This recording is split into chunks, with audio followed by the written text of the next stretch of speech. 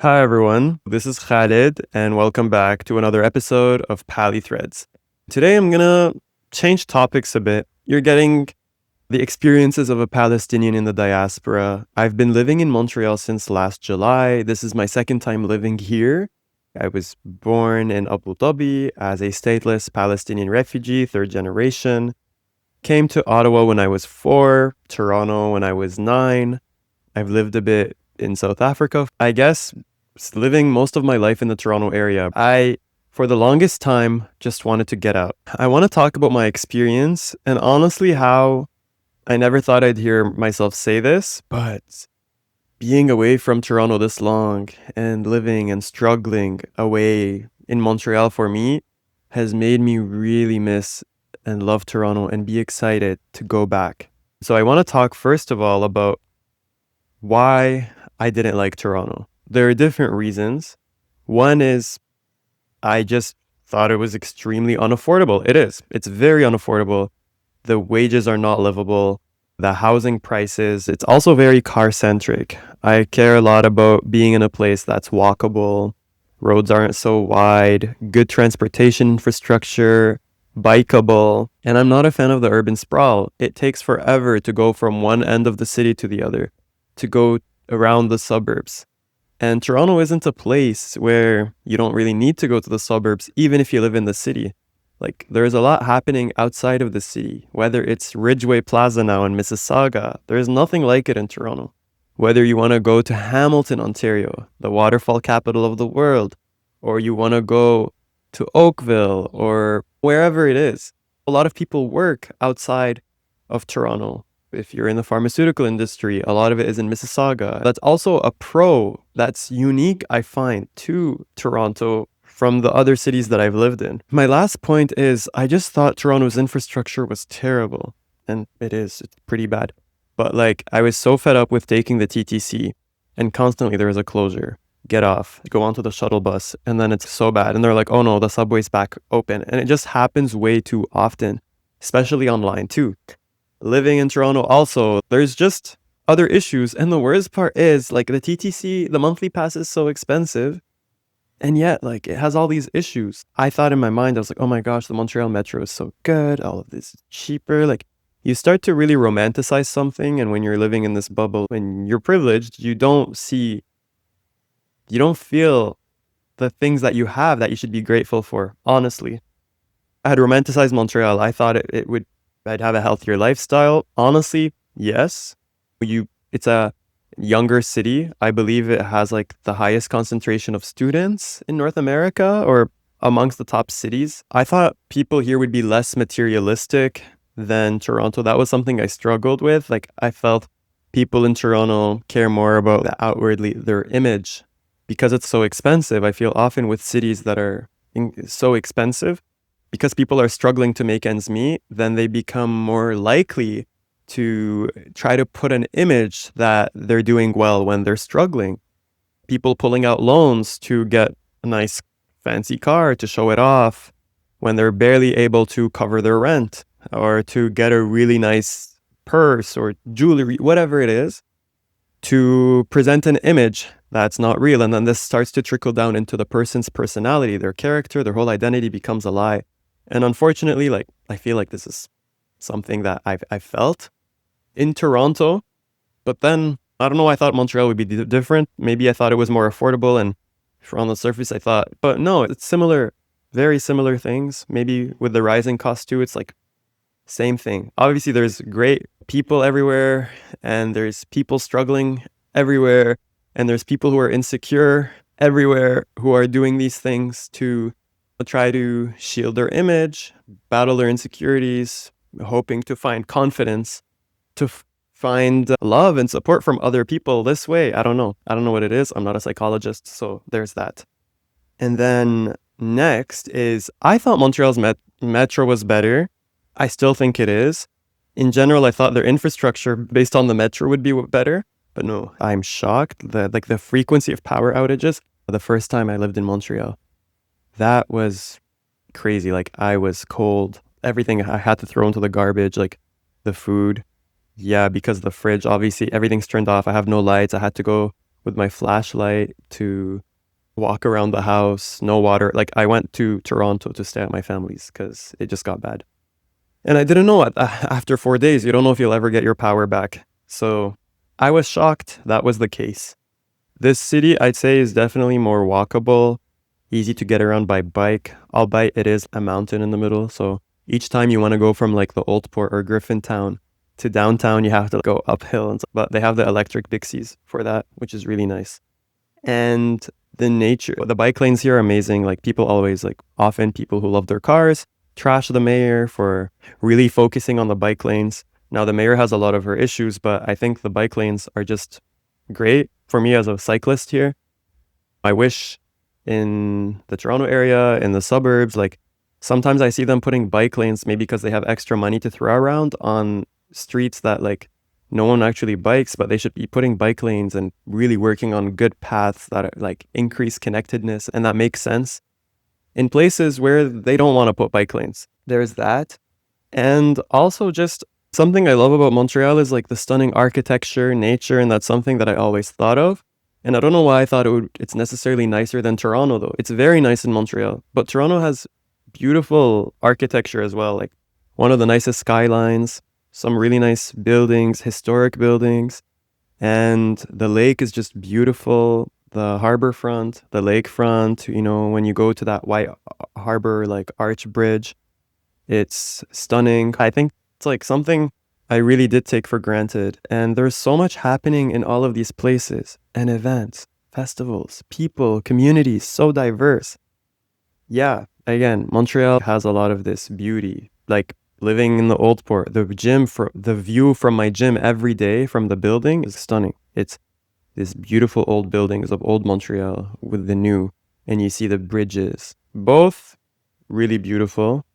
And it's nice if living in one or the other and getting to visit whichever, whenever you want. I want to talk a bit about the first time I lived in Montreal, my experience. So I think like I probably had some bad luck. So the first time I moved to Montreal, I moved after a 5-week trip around Europe with some of my closest friends. We did that as a celebration trip after we finished our undergrad. And that time the trip was the UK, France, Italy, Norway, and Spain. And it was an amazing trip. And then it was on that trip where I was like, that's it. I'm leaving Toronto. I want to move to Italy. That was my goal. And I'm going to go to Montreal as a stepping stone. So the moment I came back, I remember the week I got back to Toronto, I applied to 100 jobs in Montreal. And I ended up, eventually, I got this one job. And then I realized, no, like I shouldn't even have applied to that. I got another job that was more relevant to my field. I was really excited. And I ended up moving to Montreal for that. I don't want to go in depth on what happened at that job, but it wasn't good. I dealt with major anti-Palestinian racism, was my exposure to the nonprofits. I'll probably share more about that publicly at some point, but it was brutal, honestly. And so that whole job was a story in itself. But from my first night in Montreal, I had never dealt with bedbug issues. But I woke up, like I cleaned the place and everything and brought a mattress and everything, like myself, new, clean sheets, everything. And from the first night, I woke up with bedbug bites on me. And the place clearly had bedbug infestations and the empty apartment was just waiting for like fresh live blood. Like I guess they can come through the walls and stuff. That was my introduction to the city. And obviously I don't want to blame the city on that, but I quickly learned like, the city does have a problem in that neighborhood. I'm sure Toronto, like we've had issues. Like I would take the transit and during times we were told there was a bedbug issues going around. But specifically, there's certain neighborhoods here that are known for having issues with bedbugs. I didn't know that. And quickly, like I left the apartment and that was a whole thing. And then I found like an Airbnb with a washer and dryer that I stayed at for multiple weeks to make sure I didn't have bedbugs on me that I could transmit and just washing and drying everything. And then the next thing that happens is my car gets stuck in the snow when the weather outside felt like minus 43. This was brutal, just trying to push the car out of the snow. Eventually got it to work. But like I realized here in Montreal, speaking of the poor infrastructure and stuff, Like, for a place that gets colder and more snow in the winter than Toronto, they clear the snow way worse. Toronto, people complain about the snow removal in the greater Toronto area, but trust me, it gets cleared faster and way better. Like here, they'll say they cleared it, but it's like still slushy everywhere. Sidewalks, like they don't even care about. The cars come first and it's brutal. Yeah. So bed bugs. Car gets stuck in the snow. I'm in Airbnbs. I finally find my way to a new apartment and I'm like, this is great. And then lo and behold, the building is infested by a family of skunks. If you don't know, like they emit this nasty smell if they feel they're in danger, and it's like brutal. So once I was trying to leave to work and this like skunk was chilling at the door and I couldn't leave the building. So like I sent a picture of the skunk just waiting at the door to like the work group chat. I'm like, sorry, I'm just waiting. I was like 30 minutes late because the skunk was just chilling there. I don't take risks with that. And then one day we were at work and the restaurant next to work burned on fire and like the whole workplace filled with smoke. I'm like, oh my gosh. And we were evacuated and sent home. And then of course the power outage for 4 days and then the racist workplace. Still, I tried to make my community, to host people, to go to events, Palestine related events, other related events, and to explore and make the most of the city. I did. And I loved it. I genuinely, despite all of that, loved it, clearly, because I gave Montreal a second chance. But I went back to Toronto to do my master's. Actually, it was in Hamilton, McMaster University, but I would commute. And my master's was in globalization. That was amazing. Then I get another opportunity for a job in Montreal. I did not mean this time to apply and come to Montreal specifically. Like, I was actually applying in Toronto, in Winnipeg, in Montreal, in Brussels, Stockholm, like everywhere, like where I was finding positions, like I was trying to pick carefully. And I happened to get a job in Montreal. And I was like, you know what, let's do it. I still didn't fully graduate from my master's. Like I was finishing up my master's research paper, but I was like, this is good. It's an opportunity to work and get some experience. So this time I'm like, I don't want bed bugs. I want to be safer. I'm going to just get a more modern condo. I know there's a gym in the building. I don't have to worry about that. It's newer, hopefully less of a chance of bed bugs. And so I'm paying way more, but hopefully this job, like I have it, will help. So I got the apartment with furniture. It seemed fine in the pictures. Don't do that, okay? The scam artist had the like sofa, for example. She had a sofa, a blanket covering the sofa, like a part of it as a decoration, it looked. But when I came, like the compost bin was holding up the sofa, like it was missing its leg.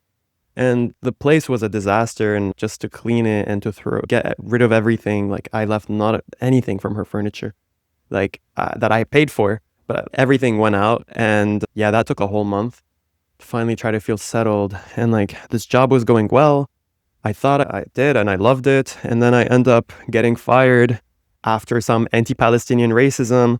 I can't speak on exactly what happened yet because that's still a year after getting fired almost. It's still in process of things, so I can't comment.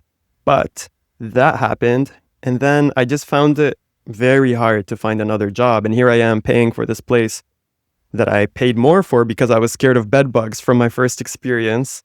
And I just found it incredibly hard to break into the local circles, especially the Quebecois circles. I feel it's like what you hear in other countries where it's like hard to break into the circles that people have built from when they were young. Yeah, like for me, I definitely feel after this experience, I'm more grateful for the community I have in Toronto. It's much easier to build and find friends and people because over 50% of Toronto's population is born outside of Canada. It is the world's most diverse city. And so in Montreal, it was really a struggle, despite being able to speak French, knowing French, not like my English, but I can fully speak and understand it. I struggled with that. And I feel like forever in Montreal or Quebec, no matter how long I'd live here, I'm always going to be an outsider. Whereas Toronto, I feel I'd be welcome. And here they could pick up, like, even if you speak French, like if you're from France, like they pick up your accent, like you're not from here. Based off of your last name, it's like Jordan. If you're there, you don't have a Jordanian last name, then it'll affect you getting jobs. I really feel that here in Quebec, which is just wild to think of. Whereas in Toronto, someone can literally not speak English, and see them as any local. I've had people in Brampton come speak to me in Punjabi, and I'm like, sorry, I don't speak. And they're like, oh, okay. And they can't speak English, but it's fine. And there's nothing wrong with that. I know people who've ran entire businesses not knowing a word of English or French in the greater Toronto area, and they have their clients, their communities of support and people, and it's fine. Whereas here, I just find it really tough. The healthcare here is also pretty brutal. Speaking of infrastructure and investments, like for me, especially coming from Ontario, trying to access services here, it was almost impossible. So I'd always just go to Toronto if I needed anything. Thankfully, never needed anything urgently, like to go to the hospital. We always talk about how bad the healthcare system is in the Toronto area, the Ontario healthcare system. But I'd hear that Quebec has the worst healthcare in the country. And really, I was like, damn, like it is terrible from the little that I experienced. They have a massive like bureaucratic mess and major corruption. Again, we have that, but I feel here it's even more. And then the language mess that they have here, like a lot of pressure on the English-speaking universities, McGill and Concordia, and there's pressure on them financially, and because they're English-speaking, but also financially, I just feel here the province is much weaker position. And also there are laws that are just racist, targeting Muslims, like you can't pray in public, so someone can't go at a park and pray. Why not? People don't go there and do yoga and meditate. Isn't that like also spiritual stuff? What's wrong if a person goes on their own and they want to pray in nature? And like still there are laws of not allowing someone who wears a hijab from being able to work as a school teacher. And also I heard maybe that happened after COVID, but things here close way earlier, I felt, than Toronto. Like whether it's to go shopping, whether it's to go to cafes. And now in Mississauga, Ridgeway, which stays open like all the cafes past midnight till 3 a.m. or stuff. There's nothing like that. I'm sure maybe there are, but here it's more in Montreal, the clubs that you'd find like that. And of course, both cities are part of settler colonies and incredibly Zionist. They're really great activists, community spaces, circles, people pushing against this. But in the end, like in terms of the governments, the police, they're like both super racist Zionists. So there's no city getting the advantage over the other. Although I just say in Toronto, like I do feel lately the activist scene, the push for Palestinian liberation, I felt more like there is more happening in Toronto. Also in terms of events, like the diversity for Sudan, for other causes, there's also more happening in Toronto in terms of solidarity and stuff. And that's beautiful. Ultimately, is this video to trash Toronto or Montreal? No. I think both are excellent cities, and I'm so grateful that I've gotten to live in Toronto, Montreal, and Ottawa. And I think I romanticized and put Montreal on a very high pedestal, and that was unfair. And part of that was probably because of my hatred of Toronto. But I needed this experience, this life lesson, that I needed to stop being so spoiled, a spoiled brat, to be grateful for what it is that I have had, the beautiful people, the amazing things in the Toronto area where I grew up. And really, I have the best community, the most loving people in Toronto, and the most diverse friends. I would not be who I am if it wasn't for the place that I grew up and the people that I was surrounded by, including friends, teachers, and everyone else. So Toronto is incredibly beautiful, as are the cities around it. Mississauga, Oakville, Burlington, Hamilton, Brampton are all amazing. And I can't wait to go back and to be around my people. I think being in Toronto for me is healing. I need my Ridgeway Plaza. And I even miss the TTC breakdowns and taking the shuttle buses. Also, like one thing I used to think like Toronto is just like confused city with no identity, no culture. But no, Toronto is incredibly vibrant, has a unique and distinct culture and identity. And I love it. People I've heard, like even from the US that I've met, say that everyone makes fun of Toronto's, whether it's slang or whatever it is, but I love it. And I think Toronto actually is put a stamp. We hear people make fun of, people in Toronto see themselves as downtown Canada. But I think like much of the culture and scene of the country, in Toronto, people are always moving and trying to create and do things. And that's something that keeps you inspired when you live there and see that all around you. So finally, Both Montreal and Toronto have been crucial for my growth. I would not be who I am without all of the experiences that I've had in both cities, the people that I've met in both places. And I wouldn't see Montreal as I do if I didn't have my experiences in Toronto. And I wouldn't be so grateful for Toronto if I didn't have my experiences and live in Montreal for as long as I have. And I don't know if I'm going to live maybe in Montreal for a third time. If that happens, I'd be curious to how that experience goes and how my relationship grows with the city and how it affects my views and the evolution of my relationship with Toronto. But yeah, I guess I just wanted to break down a key life change for me, which is going back to Toronto, what my experience has been in Montreal and living in these two cities, calling them both home, and what that's been like. And I encourage you, you want to explore a city, you're tired of where you are, do it. The worst that can happen is you go back more grateful to your home city. And so that's all I got for today. We'll talk soon on more juicy subjects. Stay tuned.